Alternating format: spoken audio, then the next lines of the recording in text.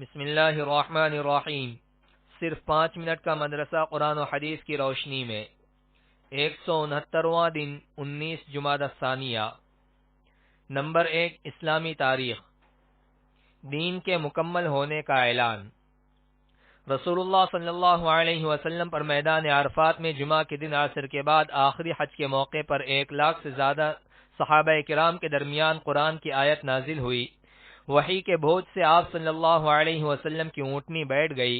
اس میں اللہ تعالیٰ نے خوشخبری دیتے ہوئے فرمایا، آج میں نے تمہارے لیے تمہارا دین مکمل کر دیا اور تم پر اپنی نعمت پوری کر دی اور ہمیشہ کے لیے تمہارے لیے دین اسلام کو پسند کر لیا۔ اس آیت میں اعلان کر دیا گیا کہ اسلام ہی ایک ایسا مذہب ہے جو قیامت تک آنے والی نسل انسانی کی ہدایت اور رہبری اور دنیا و آخرت میں کامیابی کی ضمانت دے سکتا ہے۔ اس کے علاوہ دنیا کا کوئی مذہب انسانوں کی نجات کا ذریعہ اور اللہ کے یہاں قبولیت و کامیابی کا معیار نہیں بن سکتا۔ اس لیے اب قیامت تک کسی نبی یا رسول اور نئی کتاب و شریعت کی بالکل ضرورت نہیں۔ اسلام آخری دین اور حضور صلی اللہ علیہ وسلم آخری رسول ہے۔ آپ صلی اللہ علیہ وسلم کے بعد کوئی نبی نہیں آئے گا۔ نمبر 2، اللہ کی قدرت۔ دانتوں کی بناوٹ۔ دانتوں کی بناوٹ پر غور کیجئے کہ اللہ تعالیٰ نے 32 ٹکڑوں کو کیسی حسین و خوبصورت لڑی میں پرویا ہے اور اس کی جڑوں کو نرم ہڈی میں کس خوبی کے ساتھ پیوست کیا ہے۔ یہ دانت ایک طرف جہاں چہرے کی حسن و زینت ہے، وہیں ان سے ہم چبانے، کاٹنے، پیسنے اور توڑنے کا اہم کام بھی کر لیتے ہیں، اور اللہ کی عجیب قدرت کہ ان کو 32 ٹکڑوں میں بنایا، ایک ہی سالم ہڈی میں ان کو نہیں ڈھالا، ورنہ منہ میں بڑی تکلیف ہوتی۔ اسی طرح اگر ایک دانت میں کوئی خرابی ہوتی ہے تو باقی دانتوں سے کام لیا جا سکتا ہے۔ ایک سالم ہڈی ہونے کی صورت میں یہ ممکن نہ تھا۔ قرآن میں اللہ تعالیٰ فرماتا ہے، خود تمہاری ذات میں بھی اللہ کی قدرت کی نشانیاں ہیں، تو کیا تم دیکھتے نہیں ہو؟ نمبر 3، ایک فرض کے بارے میں۔ اپنے گھر والوں کو نماز کا حکم دینا۔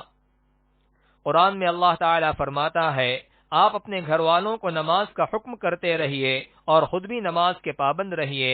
ہم آپ سے روزی طلب نہیں کرتے، روزی تو آپ کو ہم دیں گے اور اچھا انجام تو پرہیزگاری ہی کا ہے۔ نمبر 4، ایک سنت کے بارے میں۔ رخصت کے وقت مصافحہ کرنا۔ رسول اللہ صلی اللہ علیہ وسلم جب کسی کو رخصت فرماتے تو اس کا ہاتھ اپنے ہاتھ میں لے لیتے اور اس وقت تک اس کا ہاتھ نہ چھوڑتے جب تک کہ وہ خود آپ صلی اللہ علیہ وسلم کا ہاتھ نہ چھوڑ دے۔ نمبر 5، ایک اہم عمل کی فضیلت۔ جنت کا مستحق۔ رسول اللہ صلی اللہ علیہ وسلم نے فرمایا، جو آدمی اس حال میں مر جائے کہ وہ تکبر، خیانت اور قرض سے بری ہو تو جنت میں داخل ہوگا۔ نمبر 6، ایک گناہ کے بارے میں۔ سامان عیب بتائے بغیر فروخت کرنا۔ رسول اللہ صلی اللہ علیہ وسلم نے فرمایا، مسلمان کا بھائی ہے اور کسی مسلمان کے لیے اپنے بھائی سے عیب والے سامان کو عیب بیان کیے بغیر فروخت کرنا جائز نہیں۔ نمبر 7، دنیا کے بارے میں۔ رسول اللہ صلی اللہ علیہ وسلم نے فرمایا، موت کا ذکر دنیا سے بے رغبت کرنے والا اور آخرت کی طلب کے لیے کافی ہے۔ نمبر 8، آخرت کے بارے میں۔ اہل جنت کا انعام۔ قرآن میں اللہ تعالیٰ فرماتا ہے، اس دن بہت سے چہرے تر و تازہ ہوں گے، اپنے نیک اعمال کی وجہ سے خوش ہوں گے، اونچے اونچے باغوں میں ہوں گے، وہ ان باغوں میں کوئی بیہودہ بات نہیں سنیں گے، ان میں چشمے بہہ رہے ہوں گے۔ نمبر 9، طب نبوی سے علاج۔ تلبینہ سے علاج۔ حضرت عائشہ رضی اللہ عنہا بیمار کے لیے تلبینہ تیار کرنے کا حکم دیتی تھیں اور فرماتی تھیں کہ میں نے رسول اللہ صلی اللہ علیہ وسلم کو فرماتے ہوئے سنا کہ تلبینہ بیمار کے دل کو سکون پہنچاتا ہے اور رنج و غم کو دور کرتا ہے۔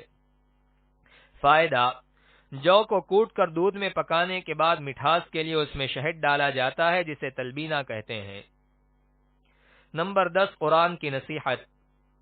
قرآن میں اللہ تعالیٰ فرماتا ہے، اے ایمان والو، اللہ سے ڈرتے رہو، اور ہر شخص کو اس بات پر غور کرنا چاہیے کہ اس نے کل یعنی آخرت کے لیے آگے کیا بھیجا ہے۔ اللہ سے ڈرتے رہو اور اللہ تعالیٰ کو تمہارے سب اعمال کی خبر ہے۔